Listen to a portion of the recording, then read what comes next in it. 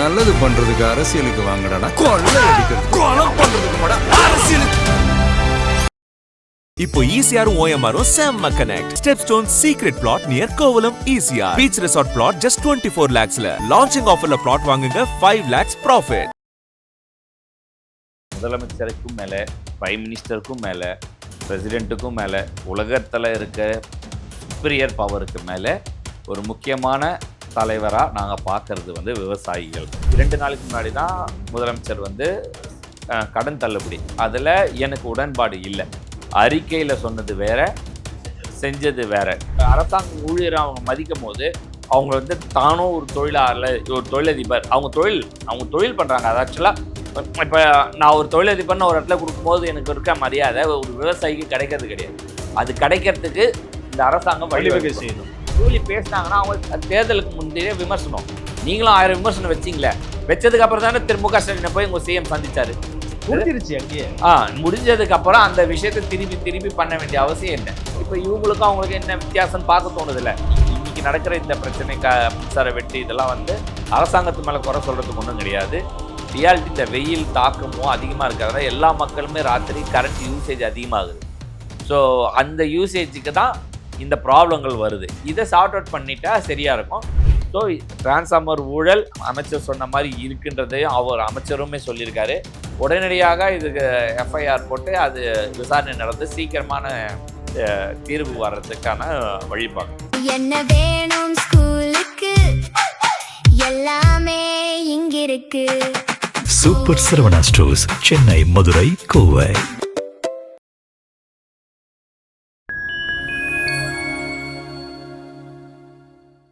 நேயர்களுக்கு வணக்கம். இன்றைய சீக்கே டாக் நிகழ்ச்சியில் பல்வேறு அரசியல் மற்றும் சமூக நிகழ்வு குறித்து உங்கள் சீக்கேவோடு பேசவிருக்கிறோம். வாருங்கள் நிகழ்ச்சிக்குள் செல்லலாம். சார் வணக்கம். வணக்கம் சார், நீங்கள் ஒரு வீடியோ அமைச்சிருந்தீங்க, பார்த்தேன். அதில் ஒரு விவசாயி பேசுகிறாரு, எங்களுக்கு வந்து அரசு அலுவலகத்துக்கு போனால் உரிய மரியாதை இல்லை, இப்போ மரியாதை கொடுக்குற மாதிரி ஒரு சட்டத்தை கொண்டு வாங்க அப்படின்னு சொல்கிற வலியுறுத்துறாரு. அதை நீங்கள் வரவேற்கிறீங்களா? கண்டிப்பாக வரவேற்க வேண்டிய விஷயம். ஏன்னா ஊருக்கே உலகத்துக்கே சாப்பாடு போடுற விவசாயி தான் முதல் தெய்வமாகவும் முதல் அதிகாரியாகவும் முதலமைச்சராகவும் நான் பார்க்குறேன். என்னுடைய தனிப்பட்ட கருத்து இது. முதலமைச்சருக்கும் மேலே, பிரைம் மினிஸ்டருக்கும் மேலே, பிரசிடென்ட்டுக்கும் மேலே, உலகத்தில் இருக்க சுப்பீரியர் பவருக்கு மேலே ஒரு முக்கியமான தலைவராக நாங்கள் பார்க்கறது வந்து விவசாயிகள். ஏன்னா என்ன நடந்தாலும் நடக்கலாம். ரெவென்யூலாம் இருக்குது, அது சரியாக நடக்க முடியாமல் இருக்கிறது, அது இவங்க கொள்முதலில் விலையில் இதிலெல்லாம் சில குளறுபாடுகள்லாம் இருக்குது. ஆனால் நல்ல ஒரு ரெவென்யூ, ஆனால் அதுக்கு ரொம்ப உடல் உழைப்பு போட்டால் தான் பண்ண முடியும். அதை இன்னைக்கு இருக்க காலகட்டத்தில் ஒருத்தர் உடல் உழைப்பு போட்டு ஒரு பொருளை விலை வச்சு நமக்கு கொடுக்கறதுன்றது மிகப்பெரிய விஷயமா நான் பார்க்குறேன். ஓகேவா? 2வது, இவங்களுக்கு மரியாதை கொடுக்கணுமா அப்படின்னா, இந்த வீடியோ நான் ஏன் ஷேர் பண்ணேன்னு நான் உனக்கு சொல்லிடுறேன். 2 நாளுக்கு முன்னாடி தான் முதலமைச்சர் வந்து கடன் தள்ளுபடி, அதில் எனக்கு உடன்பாடு இல்லை. அறிக்கையில் சொன்னது வேற, செஞ்சது வேற. 5 ஏக்கருக்கு மேலே உள்ளே இருக்கிறவங்களுக்கு குறு விவசாயிகள் மொத்த கடன் தள்ளுபடி. ஆனால் இவர் கொடுத்தது 50,000 ரூபாய் தான் கொடுத்தாரு. இது ஒன்று, இது ஏற்கனவே நம்ம பேசியிருக்கோம்னு நினைக்கிற டாபிக். ஸோ இந்த விஷயத்தில் அதுக்கப்புறம் இந்த விவசாயி ஒரு வீடியோ பார்க்கும் போது அவங்களுடைய எதிர்பார்ப்பு, நான் இதை தான் முதல்லேருந்து சொல்கிறேன், எனக்கு பணம் வேணாம், இலவசங்கள் வேணான்னு மக்கள் நினைக்கிறாங்க. வாழ்வாதாரத்தை மெனக்கிடுறதோ, மரியாதைகள், சுயமரியாதை, இந்த மாதிரி விஷயங்கள்லாம் அவங்களுக்கு கிடைக்க செய்யறது ரொம்ப முக்கியம் நினைக்கிறாங்கன்றதுக்கான அந்த வீடியோ தான் நான் பார்த்து, அதை தான் நான் புரிஞ்சுக்கிட்டேன் அந்த வீடியோவில். அதை நான் அதனால தான் பதிவு பண்ணேன் உனக்கிட்ட. என்னன்னா, அவங்களுக்கான அரசாங்கம் நான் பல இடத்துல பார்த்துருக்கேன். நீ விவசாயினா ஆஃபீஸை வெளியில் இப்படி குந்த வச்சு உக்காண்டிருப்பாங்க. என்னயா, வாயா, போயா, என்னது அதுவும் சொல்றாரு, பச்சை துண்டு கட்டியிருந்தாலே மரியாதை இல்லைன்னு. இவங்க தேர்தல் நேரத்தில் எந்த அரசியல்வாதி பச்சை துண்டு போடல. இன்னைக்கு எந்த அரசியல்வாதி பச்சை துண்டு போட்டுனுக்குறான்?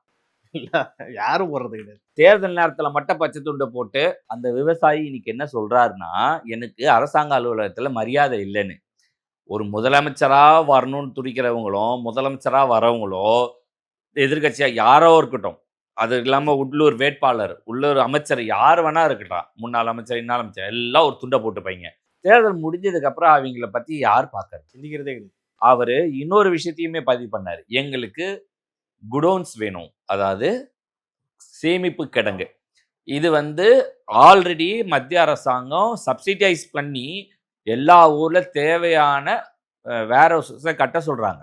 ஆனா இன்னைக்கும் போய் அமைச்சர் ஒருத்தர் போய் ஆய்வு பண்ணா அங்க இருக்க பழைய நெல்ல இருந்து முளை வளர்ந்துருக்கிறத வச்சிருக்காங்க. இன்னும் இது எத்தனை காலத்துக்கு? இது நான் எனக்கு நினைவு தெரிஞ்சே 15-20 வருஷமா செய்தியில பார்த்துன்னே இருக்கிறேன். எந்த ஆட்சி வந்தாலும் தீர்வே இல்லையே சார். ஏன் இல்லைன்னு கேட்குறேன். விவசாயத்துல ரொம்ப ஈஸியா விவசாயிகளுக்கு உதவலாம் அரசாங்கம் நினைச்சா தேவா. இன்னைக்கு அந்த ரோலர்னு சொல்லுவாங்க. ஓகே, ஒரு பெரிய மிஷின் வந்தா 1 ஏக்கரை அந்த பயிர்ல இருந்து எல்லாத்தையும் எடுத்து கொடுக்கறதுக்கு 1 மணி நேரத்துல முடிச்சிடும். எப்படி ஆட்கள் வேலை. இன்னைக்கு ஆட்கள் பற்றாக்குறை இருக்கிறதுல அது தேவைப்படுது. ஆனா அந்த மிஷினு எனக்கு தெரிஞ்சு 1 கோடி ரூபாய். நான் சொல்றது கொஞ்சம் ஒரு 5 வருஷத்துக்கு நான் பார்க்கறேன். இன்னைக்கு மேபி 2 கோடி ரூபாய் இருக்கலாம்னு வச்சுக்கோங்க. 2 கோடி ரூபாய் ஒவ்வொரு மாவட்டத்துல எங்க விவசாய நெல் அதிகமா இருக்கோ அதை பிரிச்சு ஒவ்வொரு அதுல இவ்வளோ 1000 ஏக்கருக்கு ஒரு இதுன்னு வாங்கினா மிஞ்சி போனா அரசாங்கத்துக்கு ஓவரால் இந்த மாதிரி மிஷினரிஸ் இன்வெஸ்ட்மெண்ட் 1000 கோடி ரூபாய். என்னுடைய கணிப்பு நான் சொல்றேன். மேபி அதிகமாக கூட இருக்கலாம். சரியா?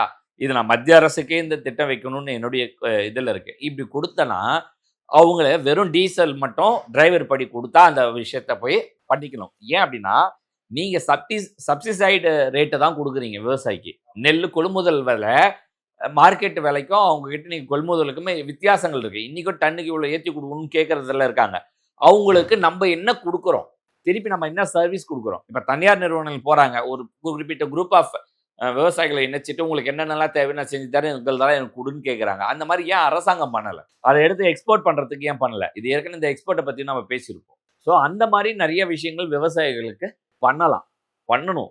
நீ இந்த மாதிரி மிஷினரிஸ் ஈஸி பண்ணி கொடுக்கறது, நெல் பயிரிடுற மிஷின் இருக்கா அதையும் எடுத்து, ஏன்னா ஒரு 1000 ஏக்கர் போகணும்னா அந்த சீசனுக்கு அப்படியே பண்ணுவாங்க. ஸோ அது உள்ளூர் வில்லேஜ் ஆஃபீஸருக்கு கண்டிப்பாக தெரியும். அந்த உள்ளூர் வில்லேஜ் ஆஃபீஸருக்கு அங்கே அப்படியே நீ பதிவு பண்ணுன்னு வச்சுக்கோயேன். அதாவது இந்த 1000 ஏக்கருக்கு இது தேவை, இந்த மிஷினை வச்சு முதல்ல வந்து நடவு செய்யலாம்.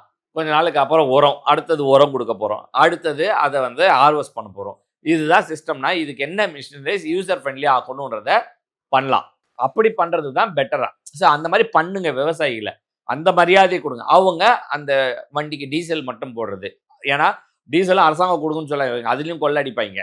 ஓகேவா? நான் அந்த ஒரு மணி நேரத்துக்கு எவ்வளோ ஆகுதோ 5 லிட்டர் டீசல் அந்த விவசாயி வாங்கி அந்த வண்டியில் ஊற்றி, அதுக்கப்புறம் 5 லிட்டர் டீசல் வாங்கி அந்த விவசாயி அதில் ஊட்டி ஒரு மணி நேரத்தில் என்ன ஓட்டுதுன்னு பார்த்துட்டு, அதுக்கு அடுத்த டிரைவருக்கு ஒரு படி, அந்த நேரத்துக்கு அவங்க அந்த உள்ளூர் ஆளே இருப்பான், அவனுக்கு ஒரு வேலையும் கிடைக்கும். படித்தவங்களோ டிரைவர் தெரிஞ்சவரோ இந்த மாதிரியான விஷயங்கள் பண்ணும் போது விவசாயமும் பெருகும், விவசாயிகளுக்கான லாபமும் பெருகும், மரியாதையும் பெருகும். ஸோ அப்போ நீங்க அரசாங்கத்துல கொடுக்கும் போது அவனோட ரெவன்யூ அதிகமா இருக்கும் போது அவங்க அரசாங்க ஊழியரை அவங்க மதிக்கும் போது அவங்க வந்து தானும் ஒரு தொழிலதிபர், அவங்க தொழில் பண்றாங்க. அது ஆக்சுவலா இப்ப நான் ஒரு தொழிலதிபர்னு ஒரு இடத்துல கொடுக்கும்போது எனக்கு இருக்க மரியாதை ஒரு விவசாயிக்கு கிடைக்கிறது கிடையாது.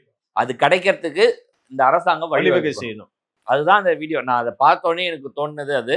அதனாலதான் உனக்கு ஷேர் பண்ணியிருந்தேன். நீ அதை கேள்வியாவே வச்சதுல எனக்கு ரொம்ப சந்தோஷம். ஓகே சார், நம்ம நேற்று ஒரு விஷயம் பேசியிருந்தோம். இந்த ஜூலி சம்பந்தமா நீங்க வந்து ஏன் அதை பெருசா ஸ்ட்ரெஸ் பண்ணீங்க, அது வந்து கடந்து போங்க, அடுத்தடுத்த வேலை முக்கியமான வேலைலாம் இருக்குன்னு நீங்க சொல்லியிருந்தீங்க. நம்ம நேர் ஒருத்தவங்க வந்து கமெண்ட் பண்ணியிருக்காங்க. அதுல வந்து யாருன்னு பாத்தீங்கன்னா ஜெயந்தின்றவங்க என்ன சொல்றாங்கன்னா, ஜூலி எவ்வளவு பேச்சு பேசுனா, இப்ப வந்து நடிக்கிறா, அவதான் வாண்டடா வம்புழுக்கிறா, அதை வாங்கி கட்டிக்கிறா அப்படின்னு சொல்லிட்டு ஒரு கமெண்ட்டும் சொல்லியிருக்காங்க. அவங்களுக்கு என்ன சொல்ல விரும்புறீங்க? இல்லை, நான் பல பேர் அவங்க இப்போ நிறைய பேர் நமக்கு நிறைய பேர் கமெண்ட்ஸ் மெசேஜ் எல்லாம் பண்ணுறாங்க. நான் பல பேர் பார்த்துருக்கேன். அவங்களுடைய புரிதல் அவ்வளவா தான் இருக்குன்னு நான் நினைக்கிறேன். நான் நினைக்கிறேன் நம்ம ஒரு இடத்துல டெஃபர்மேஷன் பண்ண வேண்டியது இருந்துச்சு, டெஃபர்மேஷன் பண்ணோம், ஜெயிச்சிட்டோம். இப்போ நம்ம வந்து டெஃபர்மேஷன் பண்ணுற இடத்துல இல்லை, பொறுப்பான அரசாங்கமாக அமைச்சு அரசுக்கு எல்லாருக்குமான அரசாங்கமாக நாங்கள் நடத்துவேன்ற இருக்கீங்க. ஸோ நீங்க இதை என்கரேஜ் பண்ணக்கூடாதுன்றது தான் என்ன. நீங்க இதை பண்ணீங்கன்னா மீண்டும் இதுக்கானது. இப்போ நீங்க ஒரு 1,00,000 பேர் உட்காந்து செய்றீங்கன்னா நாளைக்கு இதுதான் பிரச்சனை, 1,00,000 பேர் ஏற்கனவே சம்பாதிச்சதுனால இறக்க முடியாதா? கண்டிப்பா. நீங்க அப்போ என்ன பண்ணுவீங்க? அவங்க இதுதான் டார்கெட்டுன்னு இறங்க ஆரம்பிச்சா அதுவும் நடக்கும். இதை நீங்க செய்யாதீங்கன்றது என்னுடைய கருத்து. எல்லாருமே இப்போ சொல்ற யாருமே உண்மையான ஐடியாவில் பேசுகிறாங்களான்னா 90% இல்லை, எல்லாம் ஃபேக் ஐடி. தைரியம் அதுலேயுமே இல்லை. இப்போ நம்ம பேசுகிறோம், கேமரா முன்னாடி பேசுகிறோம், தைரியமாக சொல்கிறோம், தைரியமாக கமெண்ட்ஸ் எடுக்கிறோம், இதெல்லாம் பார்க்குறோம்ல, அந்த மாதிரியாக இருக்கிறவங்களா இருந்தால் கூட பரவாயில்ல. ஜூலி பேசினாங்கன்னா அவங்க தேர்தலுக்கு முந்தைய விமர்சனம், நீங்களும் 1000 விமர்சனம் வச்சிங்களே, வச்சதுக்கு அப்புறம் தானே திரு மு க ஸ்டாலினை போய் உங்கள் சிஎம் சந்திச்சாரு. முடிஞ்சிருச்சு அங்கேயே. முடிஞ்சதுக்கு அப்புறம் அந்த விஷயத்தை திருப்பி திருப்பி பண்ண வேண்டிய அவசியம் என்ன? ஓகே, என்னமோ திசை திருப்ப அவங்க நினைக்கிறதுக்கு இவங்க பிரியா வராங்க சார், பலியாகிறாங்க. சரி, அவங்க இப்ப எடுத்துட்டு வராங்க, இப்ப அது ஒரு கேஸ் பதிவு பண்ற மாதிரி போறாங்க, அது ஒரு மீடியா அட்டென்ஷன் ஆகுதுன்னா இப்ப இவங்களுக்கும் அவங்களுக்கு என்ன வித்தியாசம் பார்க்க தோணுது இல்ல. சரி, நான் திருப்பி சொல்றேன், நமக்கு போட்டதுல டிவிகேக்கு போட்ட 33-35% ஓட்டுல ஒரு தடவை போடலான்னு ட்ரை பண்ணவும் 10% தான், 10% இருக்கு. அந்த 10% நீங்க மாத்தாம பாத்துக்கணும்னு நான் நினைக்கிறேன். எஸ், கண்டிப்பா. அதை நீங்க செய்யற செயல் கண்டிப்பா மாறும். நீங்க செய்யறதுல எங்கோ ஒரு இடத்துல அவன் பாதிக்கப்படுவான், இன்னொருத்தர் பாதிக்கப்படுவான். இப்படி பாதிக்கப்படுற ஒவ்வொருத்தரா வெளியே கலண்ட இது பிரச்சனை போகும். நீங்க என்ன உடனே உங்க ஆதவர்ஜுனா சொன்னாரு, எங்களுக்கு 92% அதிமுக தொண்டர்கள் எங்களை நோக்கி வராங்களா? தலைவர்கள் வரார்கள், தொண்டர்களை நிலைநிறுத்தி இன்னும் கஷ்டப்படணும். நம்ம திட்டங்கள்ல கொண்டு போகணும், எல்லாரும் சேர்க்க வேண்டிய இடத்துல இருக்கணும். நான் இதுல ஒரு விஷயம் ஏன் அதிமுக முதல்ல இருந்தே சொல்றேன்னா, பெண்கள் ஓட்டை கவர்ந்தது டிவிக்கு. அதிமுக ஓட்டு பெண்கள் ஓட்டா இருந்துச்சு, அதுக்கு தான் திமுகவும் மெனக்கெட்டது. பெண்களுக்கான இது எல்லாமே அவ்வளோ கொடுத்து ட்ரை பண்ணது, அவங்களால பண்ண முடியல. அவங்க ஐடியாலஜி மாற்றி எது நமக்கு வருதோ அந்த ஐடியாலஜிக்கு போயிடுவாங்க. நீங்கள் இப்போ அந்த இடத்துல ஃபில் பண்ணிட்டீங்கன்னா அவங்களுக்கு தெரியும். ஸோ அந்த இடத்துல அவங்க கேம் ஆடணும்னு நினைக்க மாட்டாங்க, மற்ற கேமை எப்படி ஆடலான்னு பார்ப்பாங்க. ஸோ நான் திருப்பி சொல்கிறேன், இது இன்னொருத்தவங்க மனசை புண்படுத்துகிற மாதிரியான விஷயம். எக்ஸ்ட்ரீமுக்கு வேணாம், கவுண்டர் தேவை. இப்போ நம்ம அந்த நக்கீரன் பேசுகிறாரு பண்ணுறாரு, அது வேண்டாம், இது சொல்கிறது விமர்சனம். அதுக்கு மீறி தாழ்ந்து அடிமட்டத்துக்கு போய் பேச வேண்டியது. அந்த பொண்ணு மேடையிலேயோ எல்லா இடத்துலையும் நீங்கள் விமர்சனமாக வச்சா, எல்லா பொது வெளியில் இருக்க விமர்சனங்கள் தான் அது. அந்த பொண்ணு ஜூலி வச்சது அதை மீறின விமர்சனங்கள் எனக்கு தெரிஞ்சு இல்லை. ஓகேவா? தரம் தாழ்ந்த விமர்சனமும் இல்லை. அது போய் நீங்கள் பண்ணையூர்லேயே டாரா போட்டீங்க, அங்கே போனேன், இந்த மாதிரி இண்டிவிஜுவலாக போய் எந்த டார்கெட் அந்த பொண்ணு எனக்கு பண்ணி நான் பார்க்கல. ஓகேவா? கரூர் இன்சிடென்ட் பேசியிருக்கு, எஸ், அது பொதுவெளியில் இருக்கிற விமர்சனம். அந்த மாதிரி பல விமர்சனம் அந்த பொண்ணு 4 பேசிச்சு. ஒரே ஒரு இடத்துல மட்டும் வாடா அப்படின்ற மாதிரி விஜய குறிப்பிட்டதா ஒரு காணொலி இருக்கு. வாடா இல்ல, அது ஆக்சுவலா வானா பாத்துக்கலாம், அது ஒருமை. அது ஒரு பத்திரிகையாளர் அந்த பொண்ணுக்கு பாடம் எடுத்துனுங்கிறாரு. ஐயா, இது மெல்லினம் இடையினம் உடையணும்னு. பத்திரிகை என்ன பண்ணி இப்ப நீங்க எழுத உங்க லட்சணத்தை போய் உங்க பத்திரிகையில போய் பார்த்தா தெரிஞ்சிடும் எங்க என்னென்ன. ஏன்னா தூய தமிழ்ன்றது வேற. கண்டிப்பா. அதுக்கும் நம்ம இப்போ அன்றாட வழி பேசுறதுக்கும் நியூஸ்ல படிக்கிறதோ பேப்பர்ல படிக்கிறதோ எல்லாமே நிறைய குறைகள் இருக்கு. ஒரிஜினல் தமிழை போட்டு எழுதுனா பாதி பேர் என்ன எழுதுன்னு புரியாது. அப்படிதான் இன்னைக்கு இருக்க கண்டிஷன். ஓகேவா? ஸோ அப்படி இருக்கும் போது அவர் போய் அவருக்கு பாடம் எடுத்துனுக்காரு, இவருக்கு இதுதான் வேலை. ஊர்ல எவ்வளவு விஷயம் இருக்கு. அந்த பொண்ணு அந்த பிரச்சனையை சொல்லிச்சியா, எடுத்தமா ஒரு வீட்டை போட்டோமா, அடுத்த மக்கள் பிரச்சனை என்னன்னு அது ஒரு பெண் பிரச்சனை, என்னது ஒரு குடும்ப பிரச்சனை, மக்கள் கோடி பேர் இருக்கிறான், அவ்வளோ பேருக்கு அவ்வளோ பிரச்சனை இருக்கு. இந்த விவசாயி ஒரு வீடியோ போட்டிருக்காரு, இதை போய் இந்த மாதிரி போடுறவங்கள போய் சந்திச்சு ஒரு பேட்டி எடுத்து போடுங்க. என்ன அவங்க உங்க ஆதங்கம் என்ன, உங்க பிரச்சனைன்னு பேசி போடுங்க. அதை விட்டுட்டு சும்மா மீடியா பிரசன்ஸ் எங்க ரெவன்யூ வருமோ அதையே பண்ணிக்கிறாங்க. ஒன்னுத்துக்கும் பிரயோஜனம் இல்லாத. நம்ம கமெண்ட் பண்ணவங்களுக்கு நம்மளுடைய கருத்து இதுதான். நம்ம இதுல என்னைக்கும் மாற போறதுல நான் இப்படிதான். இப்ப நீங்க கூட நிறைய பேர் நம்மள கூட திட்டுறவங்களை நம்ம திட்டுறோம்னு எடுத்துக்கலாமா? நம்ம பதில் தான் சொல்றோம். அது சரி கிடையாது. புரிய வைக்க பாக்குறோம். அப்பவும் புரியலன்னா சரின்னு விட்டுட்டு போயிட்டு போறோம், அவ்வளவுதான். இன்னைக்கு ஒரு நாள் அவங்களே புரிஞ்சுப்பாங்க. ஓகே சார், நம்ம இந்த கருத்தை நம்ம ஓரம் கட்டிட்டு அடுத்து ஒரு முக்கியமான விஷயம், போன ஆட்சியில் இந்த டிரான்ஸ்ஃபர் ஊழல் நடந்துச்சுன்ற ஒரு விஷயம் வந்துச்சு. சிபிஐ அதுக்கு மாதிரி வழக்கும் பதிவு பண்ணியிருக்காங்களாம் முன்னாடி டிஎன்இபியில் இருக்கக்கூடிய அதிகாரிகள் மேல. இந்த வழக்கு எப்படி சார் போகணும்? இல்லை, அது போகணும். சிபிஐ வழக்கு பதிஞ்சிருக்கு. இங்க இருக்கிற போலீஸும் பதியணும். அது அவங்க கேட்பாங்க, ரெக்வெஸ்ட் பண்ணுவாங்கன்னு நினைக்கிறேன். எஃப்ஐஆர் போடுறது, இந்த இது ஏற்கனவே நேரு பெண்டிங் இருக்கிற மாதிரி இதெல்லாம் பெண்டிங் இல்லாமல் உடனடியாக இது சரி செய்யப்பட்டால் நல்லது. ஏன்னா இந்த டிரான்ஸ்ஃபார்மர் ஊழல் அமைச்சர் சொன்னதை வச்சு நான் சொல்கிறேன். 8 லட்ச ரூபா எனக்கும் ஓரளவுக்கு தெரியும், அது இன்னும் வாங்கலாம், அது விட்டுரு. ஆனால் 8 லட்ச ரூபா டிரான்ஸ்ஃபார்மர் 13 லட்ச ரூபாய்க்கு வாங்கினாங்கன்றதே கிட்டத்தட்ட 1.6% மேலே விலை கொடுத்து வாங்குறது. 30% இல்லை, கிட்டத்தட்ட அது 40% போகுது. சரியா? அந்த 40% மாதிரி போகிறத கட் பண்ணால் எவ்வளோ டிரான்ஸ்ஃபார்மர்ஸ் எக்ஸ்ட்ரா வைக்கலாம்? அது ஒரே வேலையில எல்லாருமே. ஆமாம், இப்போ ஒரு 1000 டிரான்ஸ்ஃபார்மர்னா கிட்டத்தட்ட 1600 டிரான்ஸ்ஃபார்மர் வாங்க முடியும். வாங்கினா எல்லா இடத்துலையும் எக்ஸ்ட்ரா வச்சு கரண்ட்டோடைய ப்ராப்ளத்தை சார்ட் அவுட் பண்ண முடியும். ஏன்னா இப்போ யூசேஜ் அதிகம். இன்னைக்கு நடக்கிற இந்த பிரச்சனை மின்சார வெட்டு இதெல்லாம் அரசாங்கத்து மேலே குறை சொல்கிறதுக்கு ஒன்றும் கிடையாது. ரியாலிட்டி இந்த வெயில் தாக்கமும் அதிகமாக இருக்கிறதால எல்லா மக்களுமே ராத்திரி கரண்ட் யூசேஜ் அதிகமாகுது. ஸோ அந்த யூசேஜுக்கு தான் இந்த ப்ராப்ளங்கள் வருது. இதை சார்ட் அவுட் பண்ணிட்டா சரியா இருக்கும். ஸோ டிரான்ஸ்ஃபார்மர் ஊழல் அமைச்சர் சொன்ன மாதிரி இருக்குன்றதையும் அவர் அமைச்சருமே சொல்லியிருக்காரு. உடனடியாக இதுக்கு எஃப்ஐஆர் போட்டு அது விசாரணை நடந்து சீக்கிரமான தீர்வு வர்றதுக்கான வழிவகை செய்யணும். ஓகே, இந்த ஒரு வழக்கு போயிட்டு இருக்கிறப்போ நம்ம ஏற்கனவே பேசணும், அருண் ஐபிஎஸ் அவருடைய வழக்கு வந்து நீதிமன்றத்தில் வந்துச்சு. அப்போ கடுமையான கேள்வியெல்லாம் கேட்டிருக்காங்க. ஏன்னா உங்களுக்கும் தெரியும், இந்த ரியல் எஸ்டேட் ஒருத்தர் மேலே வந்து குண்டாஸ் போட்டாரு. அந்த விஷயம் எப்படி நீங்கள் பிளாட்டண்ட்டாக உங்கள் பதவியை வந்து நீங்கள் அதிகார துஷ்பிரயோகம் பண்ணியிருக்கீங்க அப்படின்ற விஷயத்தை கேள்வி கேட்டப்போ இன்னமும் அவர் டிவிஎஸ்சியில் வைக்கலாமான்ற கேள்வி வந்துருக்கு. இல்லை, கரெக்டான கேள்வி தான் இது. ஏன் இன்னும் மாற்றலை அப்படின்ற கேள்வியில் நான் ஒரு எக்ஸ்ட்ரா துணை கேள்வியோடு சொல்கிறேன். ரத்தன் பண்டிட் அவருக்கு ஒரு ஸ்பெஷல் பொசிஷன் கொடுத்தாங்க, ஓகேவா, போஸ்டிங் கொடுத்தாங்க. சோஷியல் மீடியாவில் விமர்சிக்கப்பட்டது, உடனே நீங்கள் மாற்றிட்டீங்க, ஓகேவா. அதே போல் ஐபிஎஸ் அவருக்கு நடந்தது, ஓகேவா, சோஷியல் மீடியாவில் பேசப்படுது. நீங்கள் ஏன் இன்னும் மாற்றலை? நான் அவர் மாற்றத்தை நான் விரும்பலை. நான் அப்போவே சொன்னேன், உங்களுக்கு என்ன தெரியும் அப்படின்றத பேசிக்க. அவருடைய எக்ஸ்பீரியன்ஸ் என்ன, அவருடைய குரோ என்ன, அவருடைய வேல்யூ என்னன்றது விஜய் புரிஞ்சதுனால அவர் செஞ்சார். சிஎம்மா அந்த ஒரு விஷயத்த பண்ணணும்னு நினச்சார். அதையே நீங்கள் பேக் அவுட் வாங்கினீங்க. இங்கே அருண் ஐபிஎஸ் இல்லைன்னா ஏகப்பட்ட ஐபிஎஸ் இருக்காங்க, ஓகேவா, அதில் பிரச்சனை இல்லை. பட் ஏன் இந்த இடத்துல அந்த கால் எடுக்கலை? ஸோ அதை நம்ம பார்க்க. இன்னொன்று, நமக்கே அவர் வந்து நெகட்டிவாக இருந்தாருன்னு இருக்கு. சரி, அவர் வந்து நியாயமாக நடந்துக்கிட்டார். இதில் விமர்சனம் வந்து டிவிகே தொண்டர்களே சொல்கிறாங்க, நம்ம பேசின உடனே விஜய் வந்து அப்படிப்பட்டவர் இல்லை, எல்லாரையும் அனவரிச்சு புது அரசியலை கொண்டு போனோம். Correct, super. அப்போ என் கரூரில் இருக்கிறவங்களெல்லாம் காத்திருப்பு பட்டியலில் வச்சிங்க? நியாயமான கேள்வி. அங்கே நீங்கள் சரியா ஒரு விஷயம் பண்ணதை நான் வரவேற்றேன். ஆமாம், சரி பேசிடணும், ஓகேவா. அதை செய்ய போது அங்கே அந்த பரந்த மனசு எங்கே போயிடுது? அது தவறு. இங்கே அது வேண்டான்னு சொன்னால் உங்கள் தொண்டருக்கே வீக் ஆகும்னு சொல்கிறேன். அவங்க இப்போ அதை வச்சு ஓப்பன் வெளியில அவரை பேரை சொல்லியே ஒரு விஷயத்த பேசியிருக்காரு. இப்போ என்ன நடக்கும்? கண்டிப்பாக நம்பகத்தன்மை இழப்போம். ஆமாம், இதுக்கு திருமாவளவன் அவருடைய ஊந்துதல் பேர் தான் இது நடந்ததுன்னா, அப்போ அவர் சொன்னார்னா மட்டும் அதை வச்சுன்னா அமைதி இருந்துருவாரா?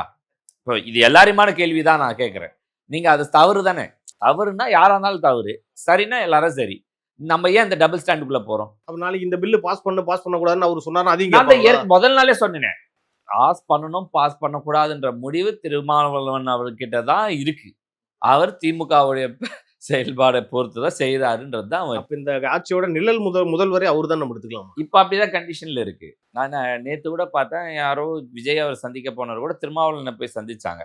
அவர் அங்கதான் எங்கேயோ இருக்கார் போல இருக்கு, அரசாங்க அளவுக்குள்ள இருந்தாரா என்ன, எனக்கு அப்படிதான் தோணுது அந்த போட்டோஸ்லாம் பார்க்கும்போது. அது இன்னும் பார்க்கல.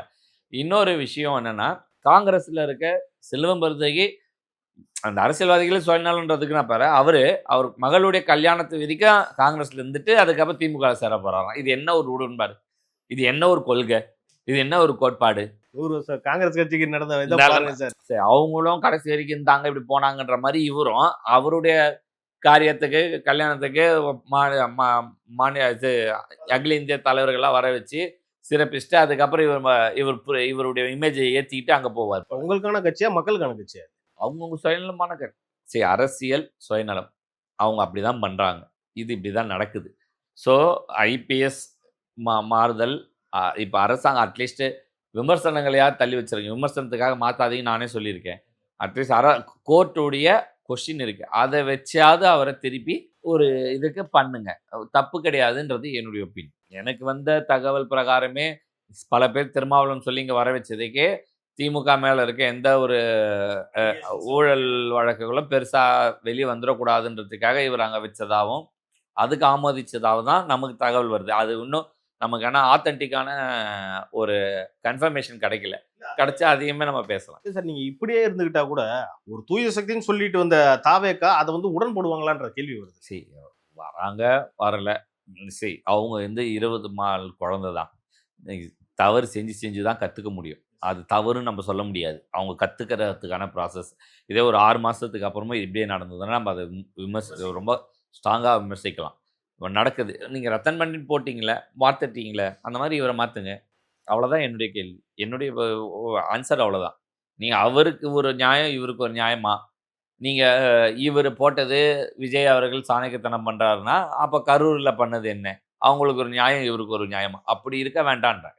நீங்கள் இதை மாற்றிக்கோங்க, முடிஞ்சா சரி. நான் திடகாத்திரமாக நான் பாரு டச்வுட், நம்ம பேசுறது அடுத்த 2-3 நாட்களையாவது அங்கெல்லாம் செயல்பாடுகள்ல நடக்குது, மாறுதல் பார்க்குறேன். அந்த மாதிரி இதுவும் நான் நடக்கும்னு நான் நினைக்கிறேன். இன்னைக்கு பாசிட்டிவா நம்ம இன்னைக்கு வரைக்கும் ஒரு 150 140 எபிசோட் பேசுறது காரணமும் அதுதான் சார். நம்ம பேசுறது எல்லாமே நடக்குது. நடக்குது. அது உண்மையிலே வரவேற்கத்தக்க விஷயம் தான். பொறுத்திருந்து பார்ப்போம். அடுத்தடுத்த நிகழ்ச்சிகள் இன்னும் நம்ம டீட்டெயிலாக பேசலாம் சார். நன்றி. நன்றி.